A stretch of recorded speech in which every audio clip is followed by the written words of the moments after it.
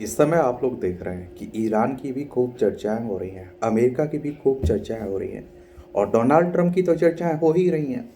तो ईरान युद्ध कब खत्म होगा? और दुनिया भर का ये सवाल बना हुआ है और हर किसी की जबान पर ये रहता है कि भैया कब होगा ईरान का युद्ध, कब शांति दिखेगी? क्योंकि इस युद्ध का प्रभाव हर क्षेत्र पर पड़ रहा है, हर देश पर भी पड़ रहा है।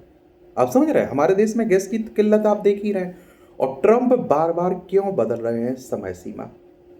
और आपने देखा पहले वो धमकी देते हैं, फिर आप देखते हैं पीछे हट जाते हैं, फिर कहते हैं हमारा समझौता हो रहा है, फिर वो ईरान कहता है कि हमारा समझौता नहीं हो रहा है। वो कहते हैं तुमसे नहीं, नए राष्ट्रपति से। अब वो नया राष्ट्रपति कौन है, आज तक ये मालूम नहीं चल रहा है। और बहुत सारे लोग तो कह रहे हैं कि डोनाल्ड ट्रंप इस युद्ध में फंसे हुए दिखाई दे रहे हैं, वो फंस चुके हैं एक तरह से, आप देखेंगे, क्योंकि उन्होंने उड़ता तीर ले लिया। अब आप सोचिए 11,000 से ज़्यादा किलोमीटर की सीमा है ईरान और अमेरिका के बीच। अमेरिका के लोगों में विरोध हो रहा है, सड़कों पर उतर रहा है वहाँ कि भैया हमारे लिए वो खतरा कैसे था।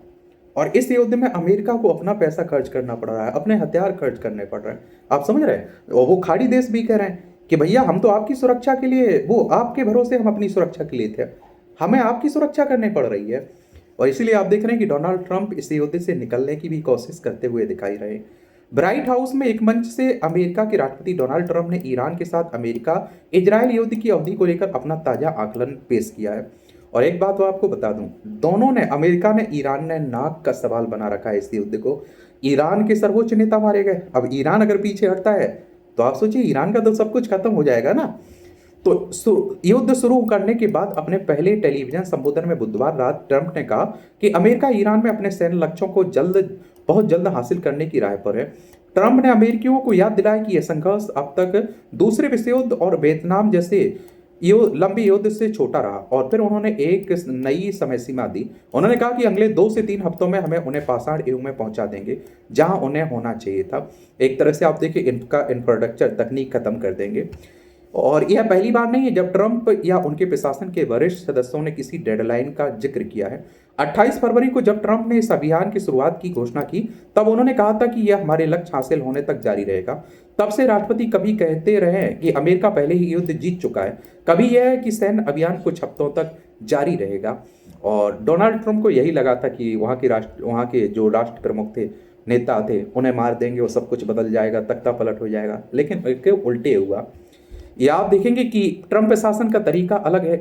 तो बीबीसी से बात करने वाले विश्लेषकों ने कहा कि किसी अमेरिकी राष्ट्रपति के लिए यह सामान्य है कि वह जनता का समर्थन पाने के लिए युद्ध की एक समय सीमा बताए और बाद में उसमें बदलाव करें। और आप देखते हैं कि हालांकि एक विशेषज्ञ ने कहा कि ट्रंप प्रशासन का तरीका अलग रहा।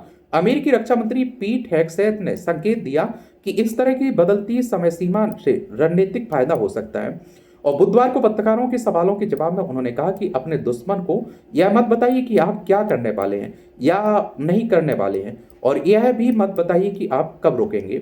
हेगसेथ ने कहा कि ट्रंप ने 4 से 6 हफ्ते, 6 से 8 हफ्ते, 3 हफ्ते कहा। यह कोई भी संख्या हो सकती है, लेकिन हम कभी सटीक समय नहीं बताएंगे क्योंकि हमारा लक्ष्य उन उद्देश्यों को पूरा करना है और हम उस दिशा में आगे बढ़ रहे हैं। जैसे जैसे संघर्ष जारी रहा, ट्रंप प्रशासन के अन्य लोगों से भी युद्ध की अवधि को लेकर अपने अनुमान दिए, जो कई बार राष्ट्रपति के बयान से अलग लगे। 8 मार्च को हेगसेथ ने सीबीएस न्यूज के कार्यक्रम 60 मिनट्स में कहा कि अब तक जो कार्रवाई हुई वह सिर्फ शुरुआत है। 24 घंटे से भी कम समय बाद रक्षा विभाग ने सोशल मीडिया पर लिखा, हमने अभी लड़ाई शुरू ही की है। लेकिन उसी दिन फ्लोरिडा में एक प्रेस कॉन्फ्रेंस में ट्रंप ने कहा कि अमेरिका ने ईरान में अपने सैन्य लक्ष्यों को हासिल करने की दिशा में काफी प्रगति कर ली है। उन्होंने जोड़ा, कुछ लोग कह सकते हैं कि यह लगभग पूरा हो चुका है। विदेश मंत्री मार्को रूबियो ने भी इस पर अपनी टिप्पणी दी। उन्होंने मंगलवार को फॉक्स न्यूज से कहा कि हमें अंत नजर आ रहा है। हाँ, यह आज नहीं, कल नहीं, लेकिन यह आ रहा है। और इस तरह के सवालों का सामना करने वाला ट्रंप प्रशासन पहला अमेरिकी प्रशासन नहीं है। कभी कभी राष्ट्रपति समय सीमा को अस्पष्ट रखते हैं और कभी अधिक स्पष्ट बताते हैं, लेकिन बहुत कम युद्ध ऐसे रहे जो राष्ट्रपति के अनुमान के अनुसार खत्म हो। और सभी राष्ट्रपति डेडलाइन को कम आंकते हैं। या आप देखिए, लॉस एंजल्स स्थित कैलिफोर्निया विश्वविद्यालय के प्रोफेसर एरिक मिंट संघर्ष समाधान और कूटनीति का अध्ययन करते हैं। उन्होंने कहा कि जैसे जैसे युद्ध आगे बढ़ता है, समय सीमा बदलती रहती है। उन्होंने कहा कि यह तय करना मुश्किल होता है कि कोई युद्ध कितने समय तक चलेगा। 1967 में राष्ट्रपति लिंडन बी जॉनसन ने वियतनाम युद्ध के अंत को लेकर कहा था कि टनल के अंत में रोशनी दिखाई दे रही है। उनका यह बयान उस समय दिया गया था जब देश में युद्ध का विरोध बढ़ रहा था। यह कोशिश सफल नहीं हुई। युद्ध आठ साल चला और देश में इसकी आलोकप्रियता से जॉनसन के दोबारा चुनाव लड़ने के फैसले में भूमिका निभाई। कई दशक बाद 1999 में राष्ट्रपति बिल क्लिंटन ने संदेश दिया कि युगोस्लाविया के खिलाफ नेटो की बमबारी कम समय की हो सकती है, लेकिन हवाई हमले 2 महीने से अधिक चले।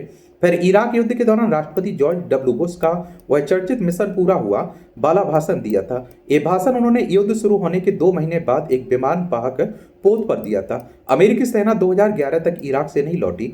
हार्वर्ड कैनेडी स्कूल के इतिहासकार थॉमस पैटरसन ने इस बारे में कहा कि राष्ट्रपति अक्सर युद्ध के दौरान जनता को डेडलाइन के बारे में बताते हैं और लगभग सभी राष्ट्रपति इसे कम आंकते हैं। बीबीसी से बात करने वाले विशेषज्ञों के अनुसार ईरान को लेकर ट्रंप का मामला अलग रहा है, क्योंकि राष्ट्रपति और उनके सलाहकारों ने कई बार समय सीमा और युद्धों के कारणों को बदला है। मिन ने कहा, पूरे प्रशासन में इस तरह की असंगति काफी अलग है। मुझे इसका कोई ऐतिहासिक उदाहरण याद नहीं आता। व्हाइट हाउस ने ऐसे किसी दावे से इनकार किया और कैरोलिन लेविट ने पिछले महीने कहा था कि राष्ट्रपति ट्रंप उनकी पूरी टीम ने लगातार स्पष्ट उद्देश्यों को सामने रखा। बुधवार को ट्रंप का राष्ट्र के नाम संबोधन काफी अहम माना जा रहा था, क्योंकि यह उम्मीद थी कि वह युद्ध पर कोई बड़ी घोषणा कर सकते हैं। वॉशिंगटन में अटकलें थी कि ट्रंप ईरान में जमीनी सैनिक भेजने का ऐलान कर सकते हैं या फिर युद्ध को कम करने की बात कह सकते हैं, लेकिन इसके बजाय ट्रंप ने एक नई समय सीमा का जिक्र किया। अब देखते हैं, बाकी मुझे लगता है कि ऊपर वाला जाने कि कब युद्ध खत्म होगा। आपको क्या लगता है? आपकी क्या सोच है? जरूर बताइए। धन्यवाद।